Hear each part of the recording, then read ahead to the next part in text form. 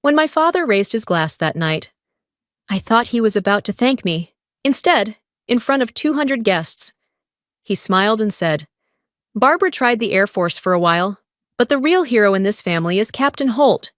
The room erupted in applause. My hands froze around my drink. He didn't even glance my way. People clapped for my brother-in-law, and I smiled like a good daughter should. But inside, something in me cracked. Not because he forgot what I'd done, but because he'd never wanted to know. That was the moment I realized. My father would rather be proud of a stranger in uniform than of his own daughter who'd saved lives in silence. And from that night on, I stopped waiting for his approval, until the day he was the one who bowed to me. The hall shimmered with light, laughter, and the clinking of glasses. My father stood at the center of it all, every eye fixed on him as if he were carved from the same bronze as the war memorial outside. The smell of polished wood and aftershave mixed with the faint hum of pride. I sat near the back, in a navy blue dress that helped me disappear into the crowd. He loved rooms like this, places where his voice filled the space, where admiration felt like oxygen. When he spoke, the chatter stopped. His tone carried that familiar authority that could make grown men straighten their backs. He lifted his glass high, his smile rehearsed. He thanked everyone for coming, then began listing the achievements that defined our family's legacy of service. I knew what was coming before he said it. He spoke of my brother-in-law, the decorated soldier, the man he called a true hero. The audience broke into applause, chairs scraping against the floor, faces glowing with patriotic warmth. Then came the pause, the part where I hoped, after years of silence, he'd see me, but all he added was a single line, tossed carelessly into the air, that I'd once tried the military for a while, before moving on to something respectable. The laughter that followed was soft, but sharp enough to cut through me. My smile didn't falter, but my chest ached as if someone had pulled the air from the room. My father didn't even look my way. Ryan caught my eyes. He looked sorry, embarrassed even, but his pity only made it worse. After the speeches, my father worked the room, shaking hands, retelling stories that never included me. My mother came over and whispered not to take it personally.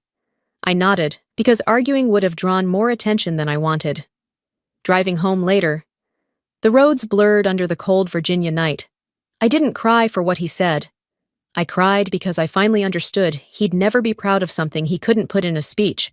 Somewhere on the radio, a host invited listeners to share stories of unsung heroes. I switched it off. If they only knew who Raven 6 was, maybe, for once, my father would have nothing left to say. 2 days after the party, I returned to the Veterans Hall to pack up the training materials I'd used for the community class. The place felt different without the noise. Stripped of its glitter and pride, I stacked folders in silence, grateful for the stillness, until the sound of measured footsteps echoed across the floor. A tall man stopped a few feet away. His silver hair was cropped close, his posture straight despite the years carved into him. "Whitlock? Barbara Whitlock?" he asked, his voice deep and calm, though something trembled beneath it. I nodded. He extended his hand. "Colonel Mason Greer," he said. "Kandahar, 2013. My hands froze mid-air. That name, Kandahar, wasn't just a place. It was a scar I carried quietly for years. He studied my face with an intensity that made breathing feel like a confession. Someone in my unit once told me, if it weren't for a last-minute warning from Raven 6, we'd all have been gone, he said softly. I've been looking for that name ever since. My lips parted, but no sound came. Only 2 people ever knew the name Raven 6, and one of them had died in that desert. He smiled. The kind of smile worn by men who've buried their sons. I lost mine that year, but your message saved the rest. So, thank you. He squeezed my hand before I could pull away, his grip firm but kind.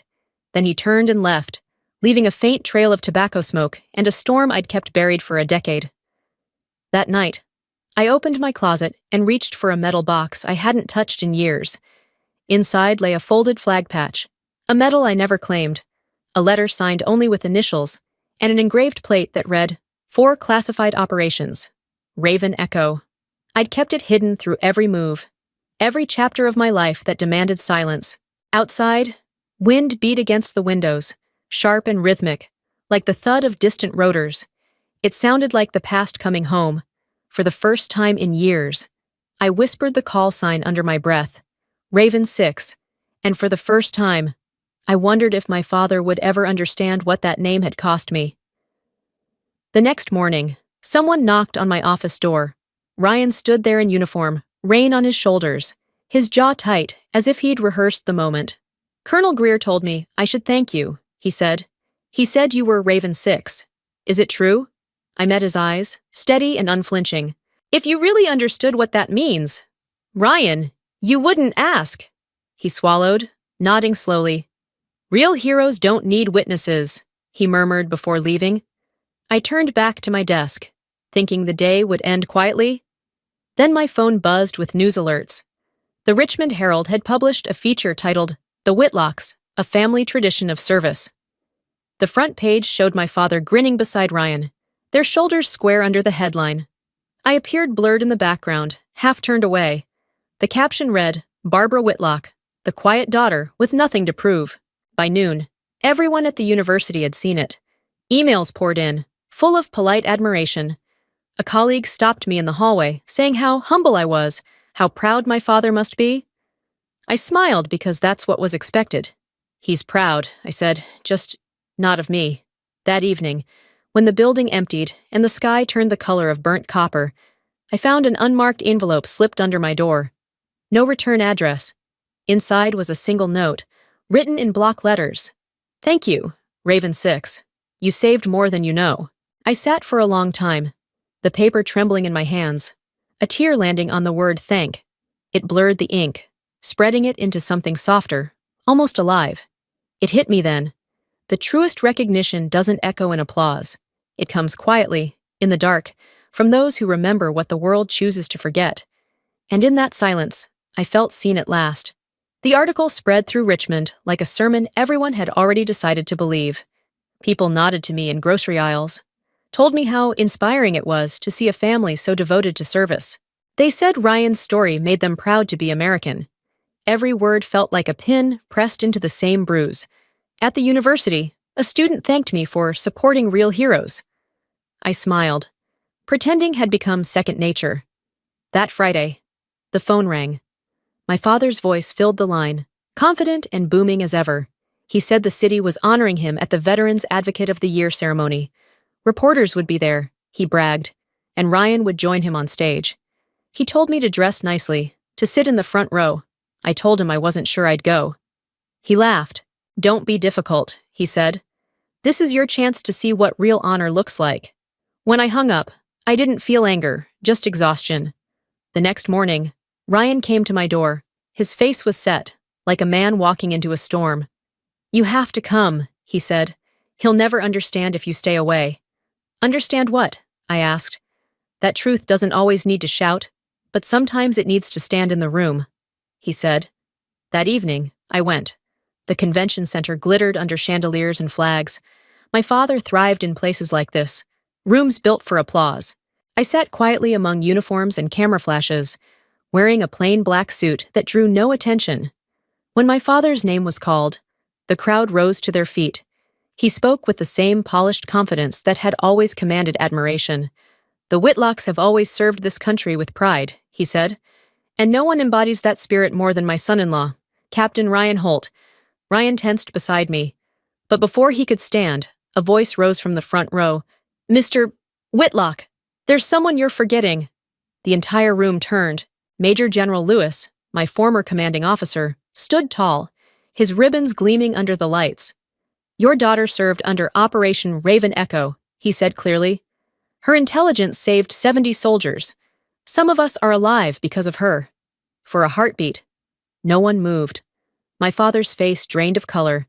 Ryan's hand gripped the chair so hard his knuckles whitened. Then the cameras began to flash.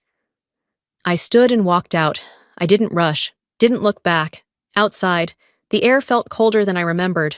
My secret, once buried, had been dragged into the open without my consent. And for the first time, it didn't feel like freedom. It felt like theft.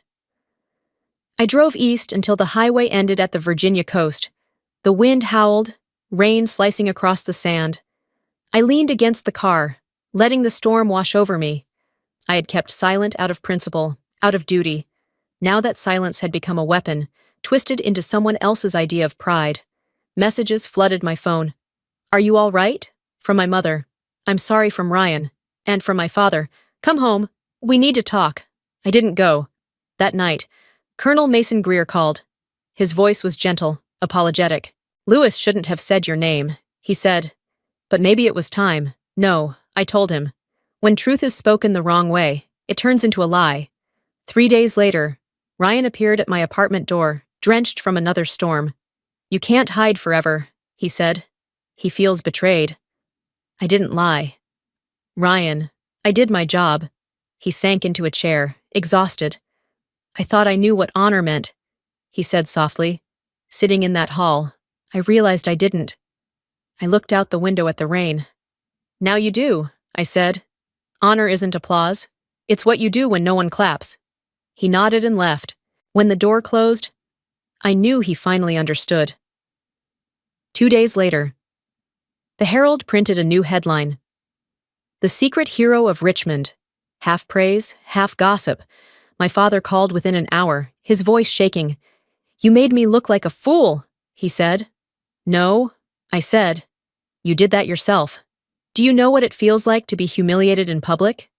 "Yes," I said. "2 weeks ago, you taught me, for once." I didn't apologize. The silence that followed wasn't cruel. It was clean. My father finally tasted the shame he'd made me live with, and in that moment, I realized I didn't need his understanding anymore. After the ceremony, my father vanished from my life. 3 full weeks passed. No calls, no texts, just silence. My mother said he was resting, but I knew better. He was hiding from the humiliation. Around Richmond, whispers spread fast. Howard Whitlock didn't even know his daughter was a hero. Some people pitied him, others laughed. I didn't care what they said, but I knew he did. For a man like my father, reputation was oxygen. Then one afternoon, I got a call from the Veterans Council. "Ms. Whitlock, your father's resigned." They told me. He said his health isn't good. I drove to his house. When I walked in, he was standing in front of the wall that once displayed our family's legacy. Medals, photos, certificates. Ryan's pictures still gleamed proudly, but mine was gone. The pale outline where it had hung looked like a scar. He didn't turn around when he spoke. "What are you doing here?" "I came to see if you're all right."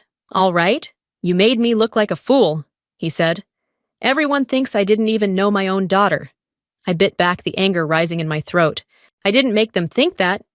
"Dad, you did, when you never asked what I'd done." He slammed his hand against the table. "You know I hate lies. Why did you keep it from me?" "Because it wasn't mine to tell. I was a soldier, not a showpiece." Silence filled the room like smoke. Then he spoke, cold and deliberate. "I used to be proud because I thought you knew your place. Now I see you only care about saving face. And you," I said, "only care about saving yours in front of everyone else." I walked out, the door slamming behind me. For the first time, I saw him as small, not in size, but in spirit. That night, my mother called, her voice trembling. "Your father collapsed. Mild stroke, the doctor says. Stress and blood pressure." The phone slipped from my hand. I sat there frozen, torn between guilt and exhaustion. The fight between us had finally taken its toll. It wasn't about pride anymore. It was about how far pride could push a person before it broke them completely. I reached the hospital before sunrise. My father looked fragile. The man who once commanded rooms now reduced to shallow breaths and trembling hands. When he opened his eyes, he managed a faint smile. "You came. I thought you hated me. I'm just tired." I said, "Tired of proving I don't need to prove anything." He let out a weak laugh. "I was afraid, you know. Afraid you'd outgrow me. Afraid I wasn't the strongest anymore." That was the confession I'd waited my whole life to hear. "My battlefield didn't have bullets," I whispered. "But I fought every day, quietly. And I never wanted to see that," he said, tears sliding down his face. I took his hand. "I don't need your pride, just your respect. You have it," he said softly. "And I'm ashamed it took this long." Outside, a crow called, sharp, distant. "An omen?" he asked. "A warning," I said. "It once saved lives." He smiled. Raven 6. I froze. Don't worry, he murmured. I know enough. He squeezed my hand. I'm proud of you, Barbara, even if no one claps. 2 weeks later, he was home again, slower but softer. As we cleaned his study, he pulled out the photo he'd taken down, wiped the dust, and hung it back on the wall. Every time I see it, he said, I see a woman who never needed to prove her strength. And I smiled. You just did. For the first time, we laughed together, and the sound of it felt like peace. A month after my father came home from the hospital, a letter arrived from the Department of Defense. It was brief. To Ms. Barbara Whitlock, in recognition of her classified service under Operation Raven Echo. You are invited to a private commendation ceremony. Attendance? Optional. That last line made me laugh. My whole life had been built around what couldn't be said. Now, even my recognition came quietly. I wasn't going to attend. But Ryan came to my father's house and placed his pressed uniform on the table. They're holding it at the Pentagon, he said. No cameras, no press. But you deserve to be there. My father, seated on the couch, added softly, If you go, I'll go with you. The ceremony was small, golden lit, and wordless. A handful of officers stood as the name Raven 6 was read aloud. When the general said, Her insight prevented a massacre in 2013, I bowed my head, feeling both seen and unseen at once.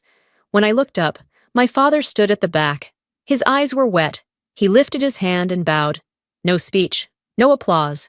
Just that single gesture, quiet and full of grace. It was the moment the world finally turned upright again. A few months after the Pentagon ceremony, the Richmond Veterans Council held its annual Memorial Day event. My father, still frail but steadier on his feet, had been asked to speak. When he called to tell me, I hesitated. He sensed it instantly and said, Don't think of it as doing this for me. Think of it as doing it for yourself. The hall was full that morning, veterans in uniform, families clutching flowers, the local press waiting for a soundbite. When my father stepped to the podium, the room fell silent. For the first time in my life, his voice didn't try to fill the space. It simply carried truth. I've learned something late in life, he began. There are two kinds of heroes. The first wear medals on their chests. The second carry secrets in their hearts. And I've had the honor of being the father of the latter. Applause broke through the stillness, rising like a wave. I lowered my head, tears blurring my vision. No one else knew who he meant. But I did. Then, in front of everyone, my father looked down at me from the stage and bowed. Deep, deliberate, unguarded. The same man who once embarrassed me in a crowd now humbled himself before one. Afterward, as people filed out, he reached for my hand. Barbara, I've never been prouder. Not because you're Raven 6, but because you never needed to be anyone else to be right. My throat tightened. I only wanted you to see, I whispered. Sometimes silence is loyalty. He nodded, his voice soft. I understand now, and I won't forget. A year later, I received an invitation from West Point to teach a course called Invisible Intelligence Operations. I accepted. On the first day, I stood before the cadets and projected the opening slide. It read, Dedicated to my father, who taught me that pride means nothing without understanding. The room fell silent for a moment, then soft applause followed. I caught my reflection in the glass, steady, calm, free. For the first time, I wasn't defined by silence. I had made peace with it. That evening, I visited home. My father was at his old desk, rewriting one of his speeches. I saw him cross out Ryan Holt, the real hero, and replace it with trembling words. My daughter, Barbara, the quiet strength behind our family's honor. I rested a hand on his shoulder. You don't need to write that, I said.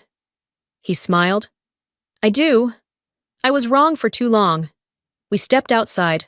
The lake caught the last light of sunset. Overhead, a flock of ravens crossed the sky. Hear that? He asked. I nodded. It's the sound of pride, he said. And for once, I believed him.